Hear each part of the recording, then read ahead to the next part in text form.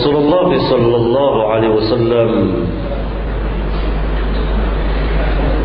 telah bersabda secara umum, kullu bid'atin dhalalah, setiap bid'ah itu sesat.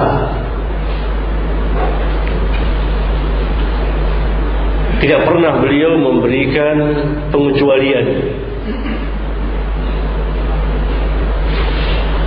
yang dengannya dapat kita pahami bahawa tidak ada bid'ah hasanah.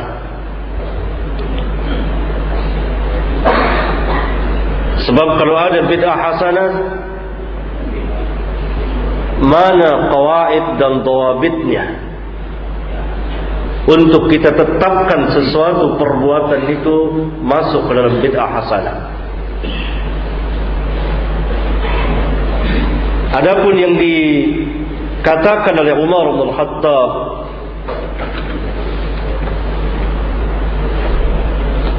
bukanlah bid'ah secara syar'iyyah, tapi bid'ah secara lugawiyyah.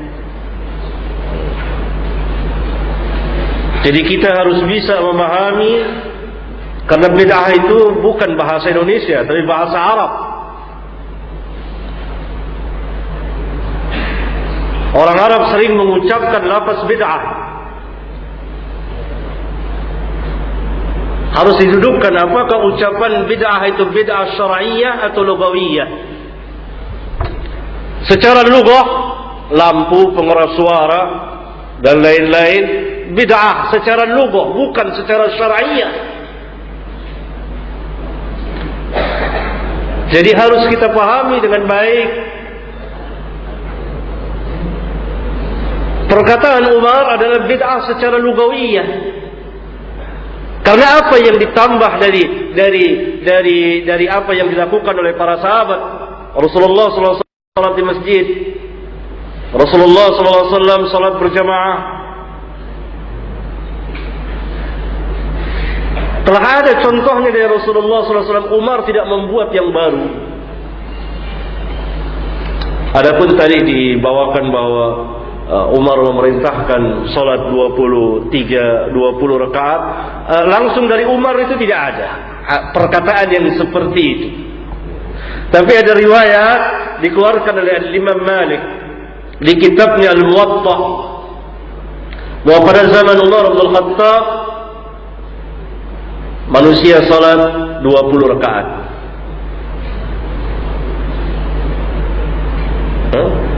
Setelah membawakan ini, maka Imam Malik membawakan riwayat yang lain, di mana Umar bin Khattab memerintahkan Ubay bin Ka'ab dan Tamim Ad-Dari untuk mengimami manusia salat 11 rakaat.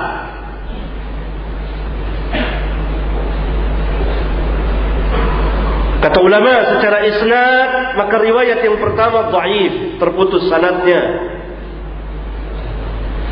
Jadi kita harus bahas, Pak, secara ilmiah. Tentu tidak cukup waktu di sini untuk membahasnya. Dengan ilmu, dengan bukti pembuktian ilmiah.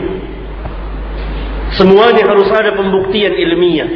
Sebab mengucapkan sesuatu, membantah sesuatu, hal yang sangat mudah sekali, siapapun bisa melakukannya. Anak kita pun bisa melakukannya untuk sekedar membantah. Tapi pembuktian ilmiah, kita harus punya pembuktian ilmiah secara ilmu dan diuji. Dan itu perlu majelis khusus per masalah yang akan kita bahas. Atau di antara saudara-saudara ada yang mau ngebahas khusus dengan saya berdua kapan waktu, atau dengan Ustaz Yazid, ahlan wa sahlan. Kita duduk, kita bahas. Di hadapan kita ada kitab-kitab para ulama, kita bahas sesuai dengan tariqah ahli ilm. Sangat bagus sekali, sangat menarik sekali, dan begitu ilmu. Kalau hanya mengucapkan au, saya kira anak-anak kita juga mampu. Ini kita majelis ilmu, bahas ilmiah.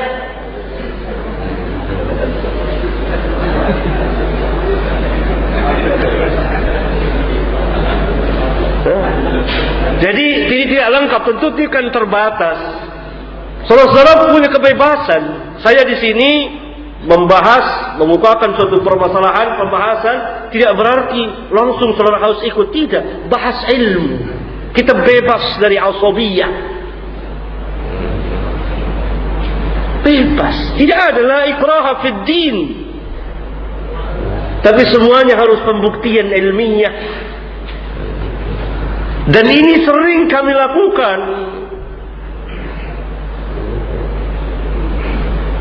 Ya, maka itu yang saya katakan tadi yang Bapak terakhir bawakan, itu nggak ada riwayat seperti itu, nggak ada. Adapun salat tarawih jumlah rakaatnya ada khilaf ilmiah di antara para ulama. Khilaf ilmiah di antara para ulama dari jurusan riwayat dan dirayatul hadis. Karena itu harus kita masuk ke dalam pembahasan hadis. Kalau kita masuki ruang itu, saya bicara tentang munqati, tentang mursal, tentang mudallis, tentang dhaif, akan panjang. Di antara saudara-saudara barangkali belum ada yang mengerti. Ada yang mengerti, ada yang setengah mengerti. Tapi yang intinya adalah permasalahannya bid'ah. Nah, ini perlu kita uji. Kalau ada bid'ah hasanah, maka mana, saya bertanya, qawaid dan dawabitnya itu apa? Apakah setiap perbuatan baik itu boleh kita masukkan dalam bid'ah hasanah? Bolehkah kita sebelum salat tarawih azan dan qomat dulu? Boleh? Saudara siap melakukannya nanti? Bukan hanya ngomong, lakukan nanti. Saya mau lihat dengan mata kepala saya.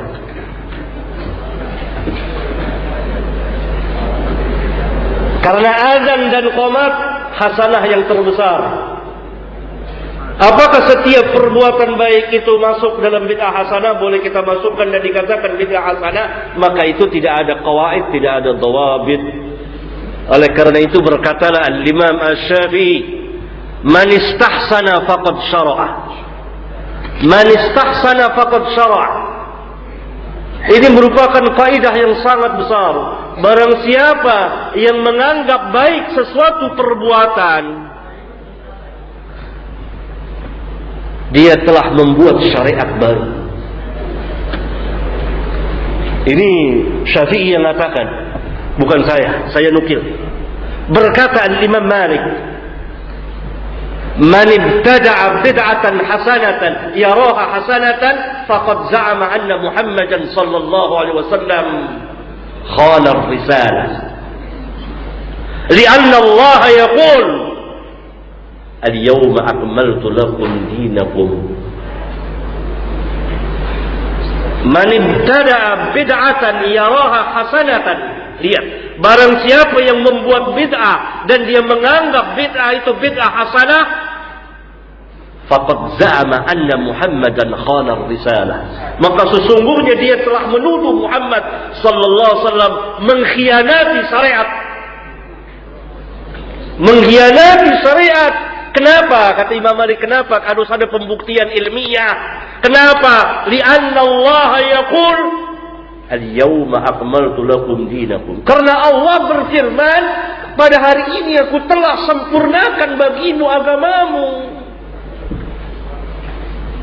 Maka kalau ada bid'ah lain lagi, ada ajaran lain lagi, kita telah memberikan catatan kaki terhadap firman Allah. Kita buka Quran surat Al-Maidah, al-yawma akmaltu lakum dinakum. Allah katakan pada hari ini aku telah sempurnakan bagimu agamamu. Maka kita memberikan catatan, belum.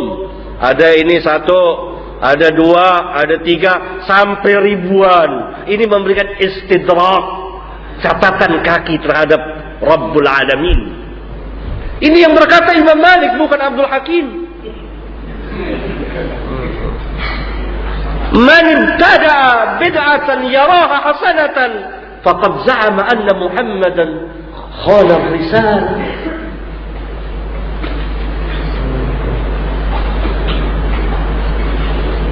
Karena itu tidak ada qawaid dawabitnya.